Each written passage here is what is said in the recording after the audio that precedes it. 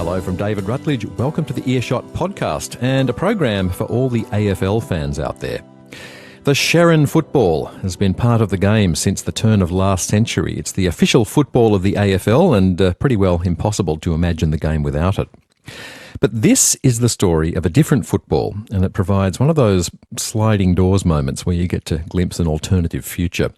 The producer is James Viver, and at the end of the program we've got an interview with James about the making of the program and some of the backstory. It's a very interesting chat, and you can hear it in about 25 minutes from now.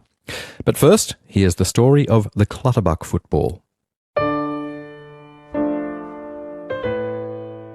This is the story of Edward James Clutterbuck, farmer, Gallipoli digger, footy player and inventor.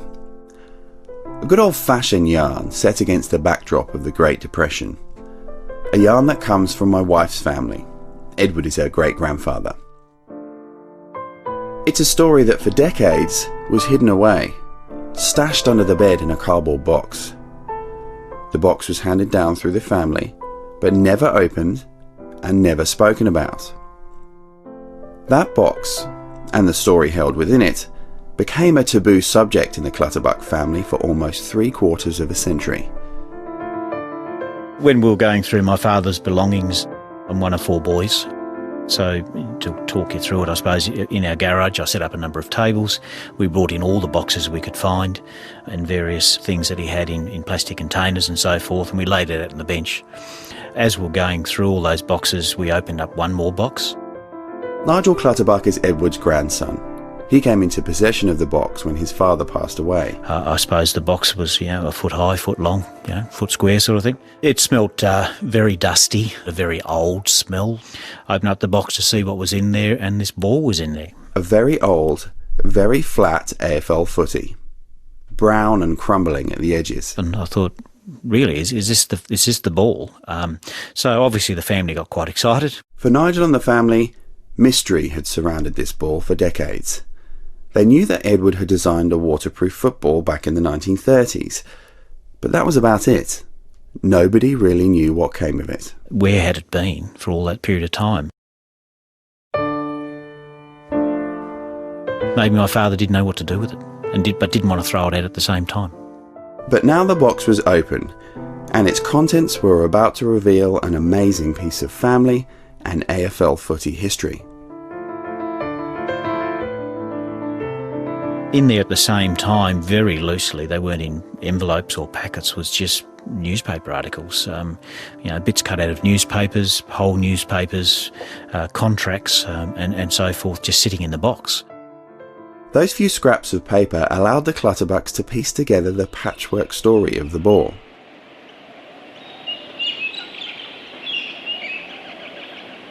It all began in the early 1930s in country Victoria, on the family farm in the Kiwa Valley. Well, it's strange now, and I suppose it wasn't always, but to me it was always green. That's Coral Kennedy, nee Clutterbuck, one of Edward's 4 children, the last still alive. She's my grandmother-in-law. We all worked on the farm. 5 o'clock in the morning, I would be woken up and Dad would have a plate of porridge ready for me there, and the milking would be done. Coral loved living on the farm. A smile always comes over her face when she remembers those days. And it was my job to take the cows up to the bale. And I'd have a curry brush on me all the time, so if they were itchy they'd tell me, and I'd give them a little brush down on their itchy parts. I only wish every child could have that upbringing that I had. The farm kept the Clutterbucks pretty busy, but Edward still made time to help out at the local school. And Dad took the boys for cricket and football. And at that time the kids were playing with a football, the traditional leather football. The grounds were very wet and muddy, and of course back in that time footballs used to get very waterlogged, and effectively in front of the goal squares they were probably using it like a soccer ball to some degree because it wouldn't bounce, wouldn't kick. For Edward, this wouldn't do. So he came up with an idea, one that would change his life forever. My grandfather at the time, as the story goes, went home, found a tractor tyre, but some people say it might have been a Model T Ford, pulled out the inner tube, stitched the inner tube around the football at the time, being a leather football, and then took it back to the school, and the kids started to bounce and play with the football. It bounced quite well, it didn't absorb water. And so Edward's rubber footy had been created. And it wasn't long before he realised the potential of his invention. If it helped the boys at school, what about local footy sides and beyond?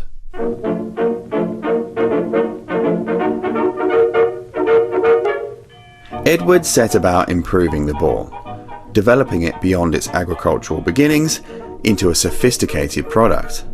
Then he patented his invention. I, Edward James Clutterbuck of Murrah, Kiwar, in the state of Victoria, Commonwealth of Australia, farmer, hereby declare this invention and the manner in which it is to be performed to be fully described and ascertained in and by the following statement.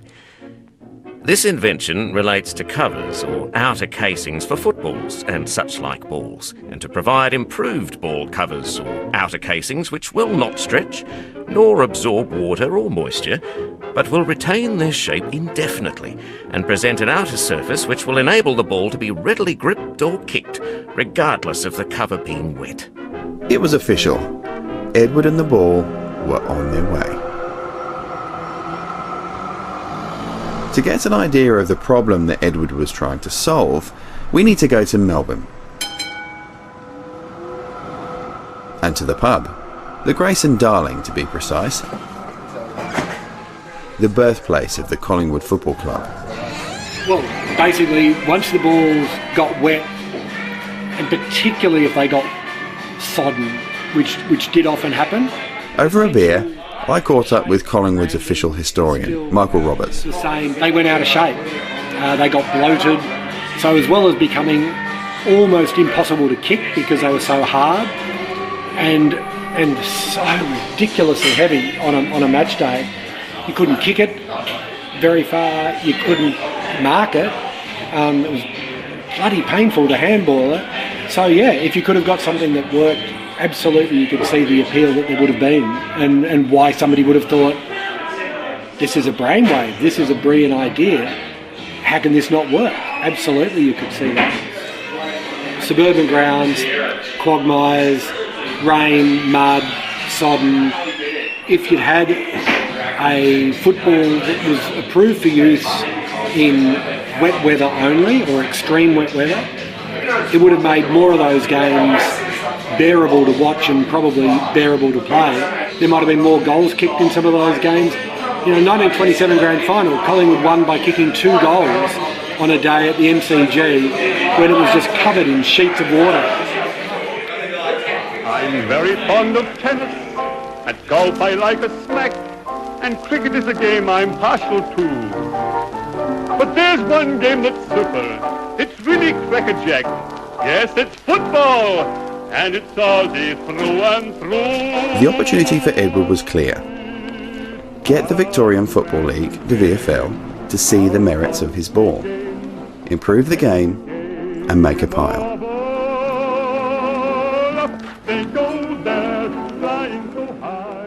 He started with local clubs around Albury-Wodonga. Albury Banner and Wodonga Express, 22nd of March, 1935. Country news. And it wasn't long before the ball was noticed. Mr. E. Clutterbuck of Kiwar has patented a leatherless football. The covering is known as Rubbertex and is built like walls of a motor tyre. It is claimed that it will not soak up water and become heavy in the wet, will not get out of shape, and is easier to grip. Local teams was one thing, but for Edward's Rubbertex footy to really change the game, it had to succeed on the biggest stage in the sport. The MCG, Mecca for footy fans. Good afternoon and welcome to those patrons just arriving at the ground.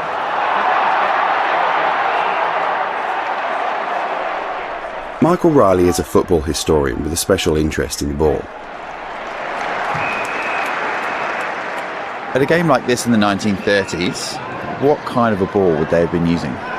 They would have used a larger ball than today. It would still be quite similar. There's a few small differences. They weren't particularly easy to inflate, but overall roughly the same as today. Probably a bit fatter.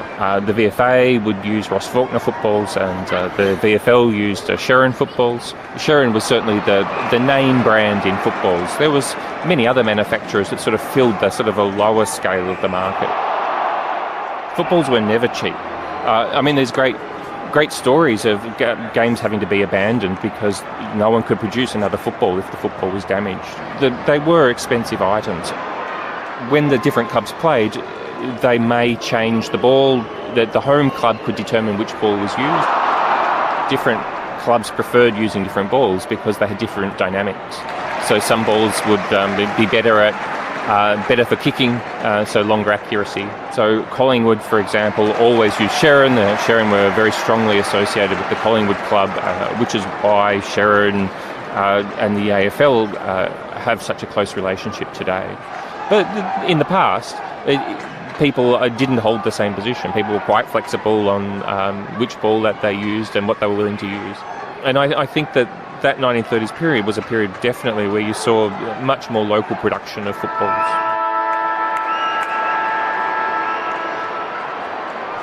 So Edward Clutterbuck had quite a task on his hands.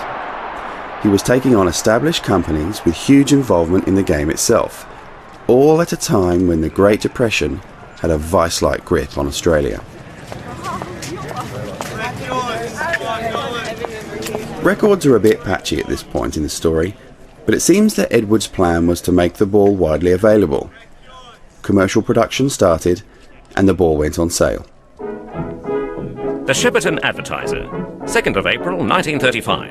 Rubbertex football. The new football sensation, made of special rubber combination. This ball is the latest development in football design and offers the following definite advantages. It's waterproof, easily gripped, remains light when wet, is longer wearing, and can be kicked with bullet-like precision. Inspect this ball at Halpin's today. For the ball to be popular, Edward needed the endorsement of the VFL. If he could convince the league to use the Rubbertex footy on wet days, everything else would fall into place. He delivered samples to the league, and by the pre-season of 1935, teams gave the ball an informal trial. The Argus, 17th of April 1935. St Kilda's praise for rubber ball. Spoke highly of the qualities of the rubber ball. Rubber ball for wet. Melbourne's opinion. Checker Hughes expressed himself agreeably surprised with the qualities of the rubber ball on a wet day. And it wasn't just the teams. Another big player had their eye on the ball too. This is the real McCoy. Beautiful leather. And I think part of a leather football is that lovely feel that you get. Sid Sherrin is the grandson of his namesake, Sid Sherrin Sr., who was making footballs in the 1930s that would later become synonymous with Aussie rules. Sid's written the family history. He also makes footballs, the old-fashioned way, by hand. This is all part of the process. I hand rub the seams down with a hammer. In the 1930s, the T.W. Sherrin Company had seen the potential of the rubber ball, and they signed an agreement with Edward. Agreement between E.J. Clutterbuck and T.W. Sherrin, Proprietary Limited. Agreement to and grant of non-exclusive an improved cover or outer casing for footballs has agreed to grant, and the licensee company has agreed to accept a non-exclusive license to with said invention in the Commonwealth of Australia. Obviously, Sherrin, as a company, must have trialled them. Sid Sherrin showed me some of the company records. We couldn't manufacture a rubber ball, but under a license agreement, you can have them made. So I think we did trial them, and I think it says something about also the company, because we were progressive in the fact that our head wasn't in the sand. We were looking around to see what other people were doing, and anything you could do to improve the nature of sport, it's something that we didn't want to miss out on. So to me that indicates that they were really considering effectively taking on his invention and running with it. I would say so, simply because I look at the ethics of the man, and this is my grandfather, who was well known in sporting circles throughout Australia. He wouldn't take on something that he thought was foolhardy. I suppose he was still doing his due diligence. There was a relationship there to a greater or lesser extent. Very much so. If you look at the fact that our licence agreement was between the Clutterbuck family and ourselves, you wouldn't go to that stage unless there's a fair bit of dialogue. There does seem some sort of relationship there which was something which was very serious. The Argus, 22nd of April 1935. Rubber ball for wet days. League men like it. So enthusiastic are players and officials of league clubs regarding the virtues of the rubber ball under wet weather conditions that it would not be surprising if steps were taken to induce the Victorian Football League to make its use general on wet days. Support for the Rubbertex football was growing, and so was the business. The Kenny Charlesworth Rubber Company had been making it for Edward. They'd also been spruiking the ball to schools, technical colleges and country teams, priming the market should the VFL give its endorsement. Promotional circular from Kenny Charlesworth Patent. We have pleasure in advising that already several orders have been received for forward delivery. Kenny Charlesworth Rubber Proprietary Limited.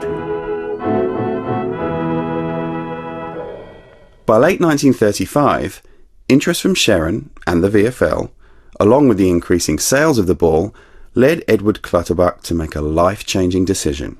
In fact, I was so devoted to the farm and to every animal on the farm that I think Dad was more distressed to tell me that we could be leaving the farm.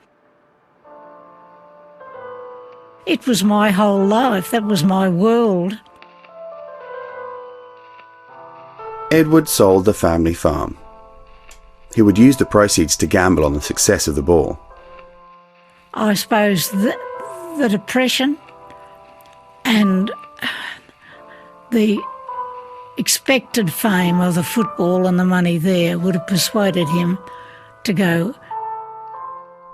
8-year-old Coral was devastated. Not only leaving the farm, leaving a wonderful school and leaving all your relations, all your friends, and then getting in the T-model Ford with Spot the dog on the running board, and we headed for Melbourne. By the pre-season of 1936, the league had asked teams to begin official trials of the Rubbertex football. Balls were dispatched to grounds. Clubs were instructed to give their verdict prior to the start of the season proper. But the press didn't wait that long. The Melbourne stand really come to life now. The Argus, 9th of April 1936. Rubber ball favoured. But I want to suggest that the rubber ball be used on wet days. The Brownlow medal star and Fitzroy coach enthused today on the virtues of the rubber-covered ball for wet days. If rubber footballs were used on wet Saturdays in premiership matches, a better spectacle would be provided. So enthusiastic were coaches who had tried the ball under Tuesday's quagmire conditions that it will be hard for the league to refuse them. A simple majority of the votes will suffice for the introduction of the rubber-covered ball for wet days. The ball comes right behind the pack, up into the full forward zone, just racing to it on a very acute angle. He kicks with his left foot over the shoulder, up into the forward pocket. Here's a chance for Weston. Has snapped through, a goal to Weston. A lovely goal. Straight through for Weston.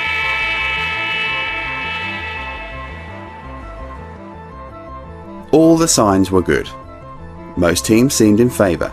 Press coverage was positive. Edward was on the verge of making a fortune and changing the game of Australian rules football forever.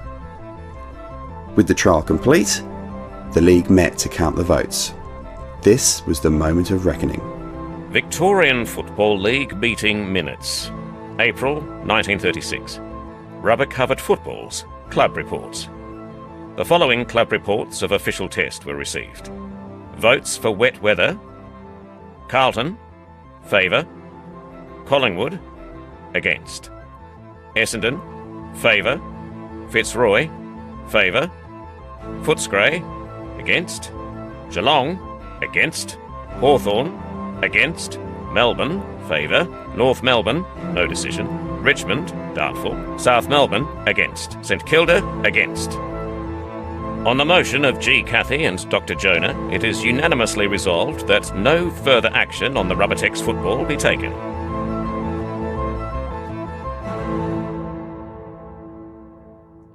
In the end, only half the teams voted for the ball. The contents of the box under the bed don't tell us why the teams ultimately rejected the Rubbertex football. Maybe players just didn't want to adjust their game. Maybe, given the Depression, there was an economic argument against it. And besides, who would decide when it was wet enough to use the rubber football? Whatever the reason, without the endorsement of the VFL, Edward's dream was over. He gambled and lost.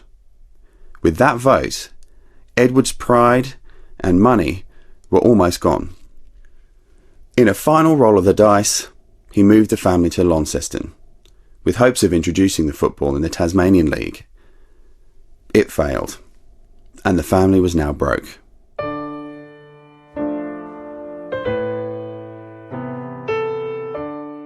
We were very poor, minimum of furniture.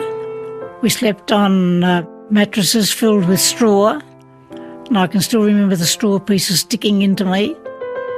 Food was always a problem. I can remember children at school buying up what they call the big lollies that stuck in your mouth, and they were a penny to buy, and I used to put my tongue in my mouth and make the big bowls pretending I had a lolly in my mouth. We were still a united family. Edward kept only a few records about the Rubbertex football affair, packing them away into that cardboard box, discovered years later. The contents of the box and the story they told was a forbidden subject in the Clutterbuck family from that moment on. And I can remember pulling out the box one day and underneath the bed and wondering what was in it, and I was very firmly told, put it back, nothing to do with you, don't ever open it.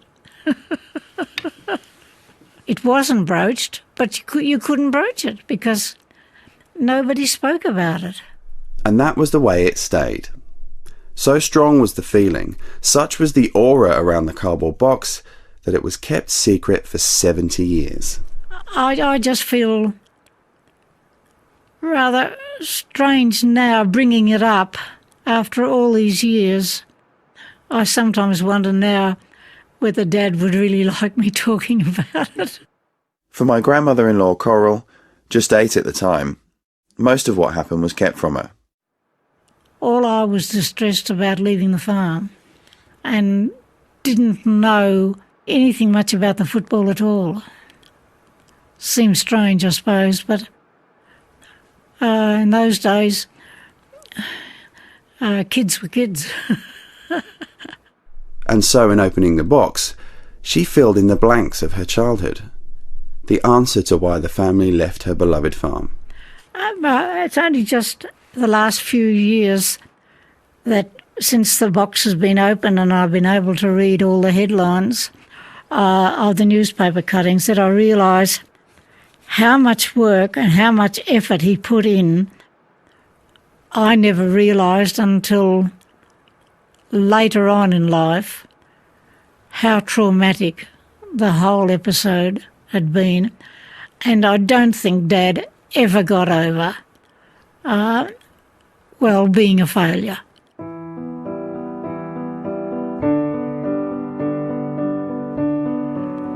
He must have been almost had a breakdown. And don't forget, he'd served 4 years at Gallipoli and France. He'd had traumatic times there. So not only had he gone through a war, he went through another war with his football and really broke him. It really did. And now at this time, now we've resurrected it, I feel a bit guilty that I didn't have more compassion for Dad and his loss.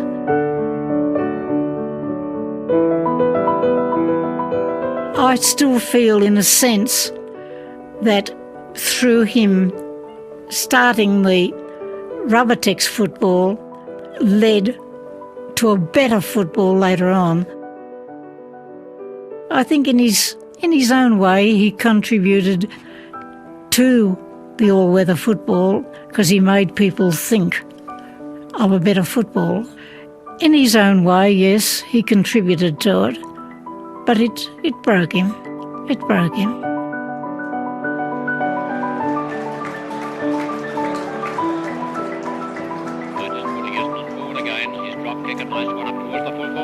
Leak flies, the ball comes right behind the pack. Up into the forward pocket is a chance for Eston. Has snapped through.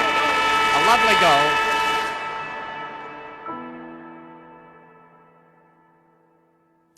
Coral Kennedy, daughter of Edward Clutterbuck, bringing us to the end of that program, produced by James Viver, with sound engineer Richard Gervin and supervising producer Michelle Rayner.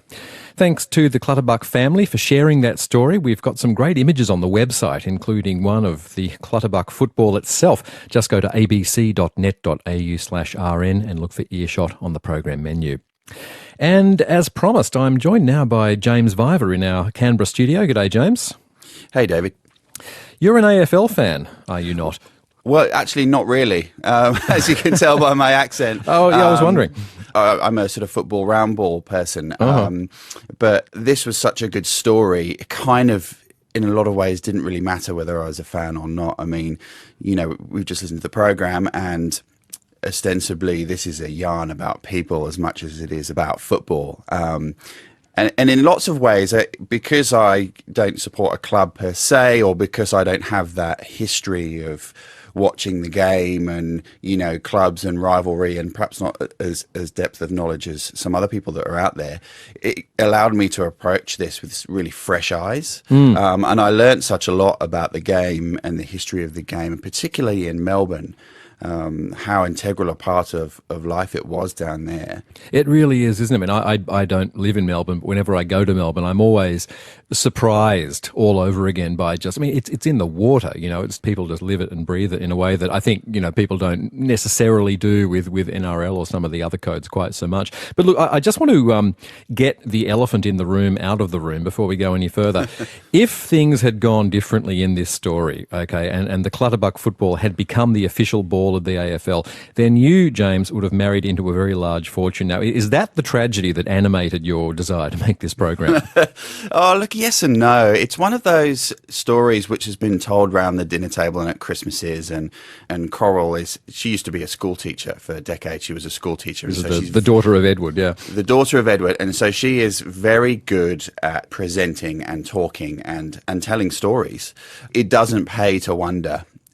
It really doesn't, because, you know, you can't go back and change the past. But, you know, Coral and I have sat with a drink, and, you know, she does speculate about, you know, how our lives would have been different, and not so much about the fortune, because they're not that kind of a family. You know, the money wasn't the thing, and for that matter, neither was the notoriety. You know, Edward was a pretty humble man, and so he wasn't in it. You know, yes, he was in it to make money, but he wasn't in it to make the fortune in you know, in inverted commas. So he did genuinely want to better the game, and so, you know, that wondering of what could have been. You know, Coral has spent several decades going through it, but then, you know, we sit around and look at, you know, her grandchild, who is my wife, and our children, her great grandchildren, you know, and the story of her life and her husband, and then you kind of think, well, none of this would have happened probably if the football had been successful. So sort of swings and roundabouts, really.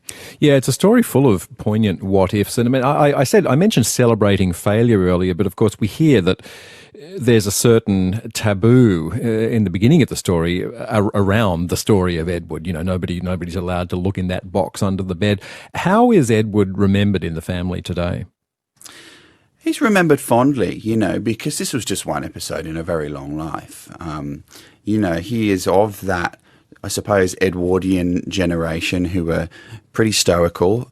The stories that I hear about him, you know, he was a kind man, you know, and during the Depression in the Kiewa Valley, around where they were living at the time, because times were so tough, they would often take in people who would work for the day just for a meal, and they would often take around food and excess, because they had fruit orchards and dairy cows, and they also had a stream which ran down the bottom of the property, which they fished, and they shot rabbits, and whatever excess they had, they would take into town, into Albury and the surrounding sort of towns and sort of hamlets and villages and so on, and share that with the people that were really struggling.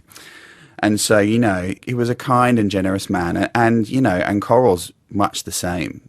I think she was really close to her dad. I think you can tell that, particularly at the end of the program when she's talking about, you know, she was very fond of him and they were very close, and you know, and I think she emulates those qualities in him. Certainly that's been my experience anyway.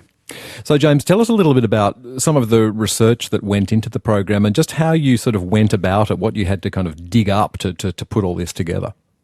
Yeah, so the box, this sort of amazing cinematic device that was handed to me on a platter, this box under the bed where all of the records were kept by Edward and then was subsequently opened all those years later, it was by no means a full account of what happened. It was some sort of very old, sort of dog-eared newspaper clippings and a few other bits and pieces. But it took a bit of doing just to put together a timeline of exactly what happened. Partly because it's so long ago, and partly because there were sort of quite large gaps in the traffic, if you like, in terms of what happened when and when did they move off the farm and that kind of stuff. So I spent a lot of time digging through Trove, the National Library sort of indexation of newspapers and other records. And it was just interesting, just as an aside, to sort of look at the things that were being advertised back then and what people were buying and how much it cost. And, you know, you probably don't realize it until talking about it now, but that kind of contributed to the sense that I had of the time, of, you know, the depression and the way people were. And it was a fascinating program to put together. Yeah, fossicking around in the archives. It's one of the Exactly. one of the great delights of radio feature making. And I've been speaking with producer James Viver, who put together this wonderful story that we've been listening to on the Earshot podcast. James, it's been great to talk to you. Thanks very much for joining us. Thanks, David. And I'm David Rutledge. Join me for another Earshot podcast whenever you like. You can subscribe to us via the website or your preferred podcasting app. So get into that, and I'll see you next time.